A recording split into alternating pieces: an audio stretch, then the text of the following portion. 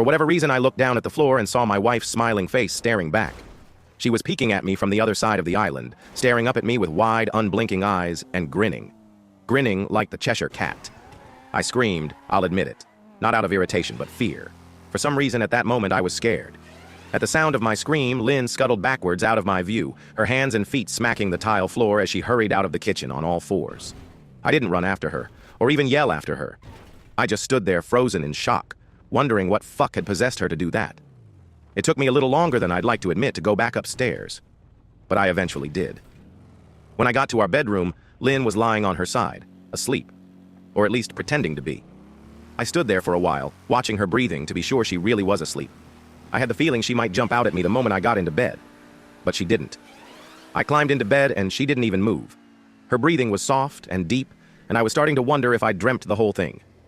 The next morning, I waited for her to come down for coffee, and after handing her a mug and kissing her cheek, I decided to ask her about it. "What was that about last night?" I asked, keeping my tone light so I didn't offend or embarrass her.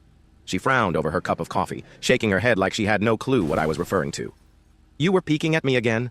"From over there," I said, pointing to the spot on the floor by the kitchen island. She followed my gaze, and when she looked back at me, she burst out laughing. She laughed so hard that I couldn't help but join her. "You creep me the fuck out sometimes, you know that?" I said. She giggled and set her cup on the counter and wrapped her arms around my neck. "You creep me out all the time, so I guess we're even," she teased. We said our goodbyes and left for work. As I drove, I kept thinking about how creepy it had been seeing her grinning at me from behind the island like that. The sounds her hands made on the floor as she crawled away. I told myself she was just trying to be silly, just trying to join me in my love of all things horror. It's not like I was afraid of her, but it still didn't sit right with me. I started seeing her peeking at me more and more. Sometimes she'd be peeking out from behind the couch or living room curtains. Once she even managed to get inside her grandmother's old trunk that sits at the foot of our bed. I might not have even known she was there at all had the trunk's old hinges not given her away. She'd had the lid propped up just enough so that only half of her face peeked through. She'd been grinning like an excited toddler. It was unnerving.